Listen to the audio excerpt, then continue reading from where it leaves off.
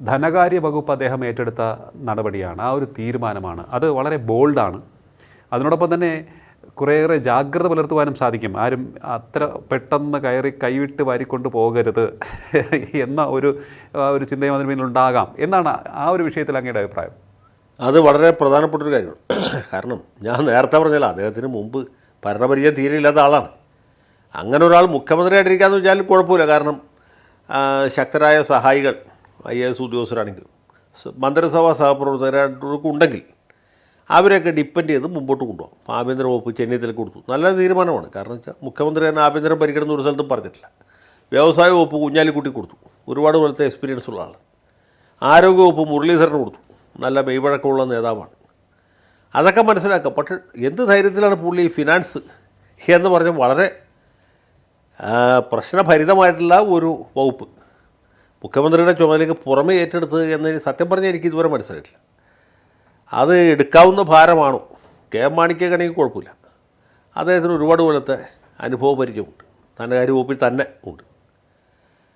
അല്ലെങ്കിൽ ആ രീതിയിലുള്ളവർക്ക് പറ്റും. പക്ഷേ തോമസ് ഐസക്ക് അത് പിന്നെ ധനതത്വശാസ്ത്രജ്ഞനാണെന്നാണ് പറഞ്ഞത്. അദ്ദേഹത്തിന് തത്വശാസ്ത്രം അറിയാമെങ്കിലും ഇല്ലെങ്കിലും അദ്ദേഹം ചെയ്യുന്നതൊക്കെ ശരിയാണെന്ന് ആളുകൾ വിചാരിക്കും. കാരണം പുള്ളി പണ്ഡിതനാണ്, നമ്മൾ പണ്ഡിതരല്ല. അതുകൊണ്ട് പക്ഷേ ആ രീതിയിലുള്ളൊരു പാണ്ഡിത്യം ഇതുവരെ ആരും സതീശന് പതിച്ചു കൊടുത്തിട്ടില്ല. അപ്പോൾ മാണി സാറിൻ്റെ പ്രായോഗിക സമീപനവും അല്ലെങ്കിൽ ഐസക്കിൻ്റെ താത്വികമായിട്ടുള്ള വിശകലന സാമർഥ്യമോ ഒന്നും VD സതീശന് ഇതുവരെ നമ്മൾ കണ്ടിട്ടില്ല. അപ്പോൾ അതുപോലത്തെ ഒരു സംഗതിയിൽ മുഖ്യമന്ത്രിയുടെ പുറമെ ഈ ധനകാര്യ വകുപ്പിൻ്റെ ഭാരിച്ച ഉത്തരവാദിത്വം കൂടി അദ്ദേഹം ഏറ്റെടുത്തിരിക്കുന്നു എന്നുള്ള ചെറിയ കാര്യമല്ല.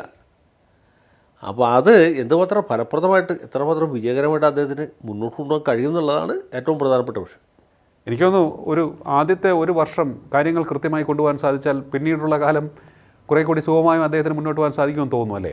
എന്താണ് അക്കാര്യത്തിൽ അങ്ങയുടെ അഭിപ്രായം? അല്ല, ആദ്യത്തെ ഒരു വർഷം തരണം ചെയ്യാന്ന് വെച്ചാൽ എളുപ്പമുള്ള കാര്യമല്ല, പ്രത്യേകിച്ച് ഭരണപരിചയം ഇല്ലാത്ത ആളായതുകൊണ്ട്. അതെ.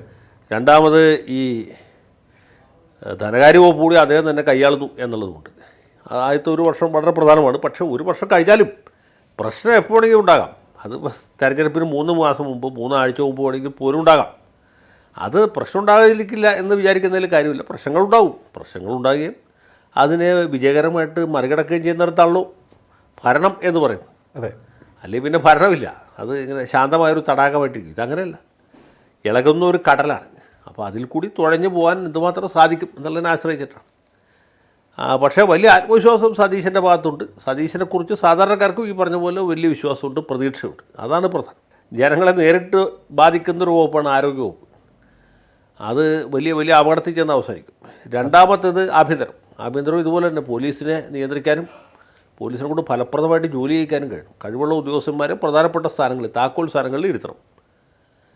അങ്ങനെ പോയാൽ മാത്രമേ ജനങ്ങളുടെ വിശ്വാസം നിലനിർത്താൻ പറ്റുള്ളൂ. മൂന്നാമത്തേത് ധനകാര്യം. കാരണം ഫിനാൻസ് മാനേജ്മെൻറ്റ് വളരെ പ്രധാനപ്പെട്ട ഒരു കാര്യമാണ്. കേരളം വ്യവസായവൽക്കരിക്കാമെന്നൊക്കെ നമുക്ക് ആഗ്രഹിക്കുന്നതിൽ തെറ്റില്ല. പക്ഷേ വ്യവസായികളാരും പണം മുടക്കാനായിട്ട് ഇങ്ങോട്ട് വരില്ല. അതുകൊണ്ട് അങ്ങനെയുള്ള ആഗ്രഹങ്ങളൊക്കെ അത്യാഗ്രഹമാണ്. ഞാനങ്ങനെ അത്യാഗ്രഹമുള്ള ആളല്ല. പക്ഷേ റവന്യൂ വകുപ്പ് ഇതുപോലെ കൃത്യമായിട്ട് നികുതി പിരിവ് നടത്താൻ കഴിയും. അതിൽ വിട്ടുവീഴ്ച ചെയ്യാൻ പാടില്ല. അങ്ങനെ പ്രധാനപ്പെട്ട വകുപ്പുകളൊക്കെ കൂട്ടിവയ്പ്പിച്ച് കൊണ്ടുപോയാൽ മതി. പിന്നെ ഈ ചെറുപ്പക്കാരായ മന്ത്രിമാർക്കൊക്കെ കൊടുത്തിട്ടുള്ള വകുപ്പുകൾ താരതമ്യേന ലഘുവായ വകുപ്പുകളാണ്. അവരൊക്കെ ഒരു മേൽനോട്ടം വഹിക്കണം. അങ്ങനെ കൂട്ടി കൊണ്ടുപോയാൽ മതി. വലിയ പ്രശ്നമൊന്നുള്ള സംഭവമല്ല.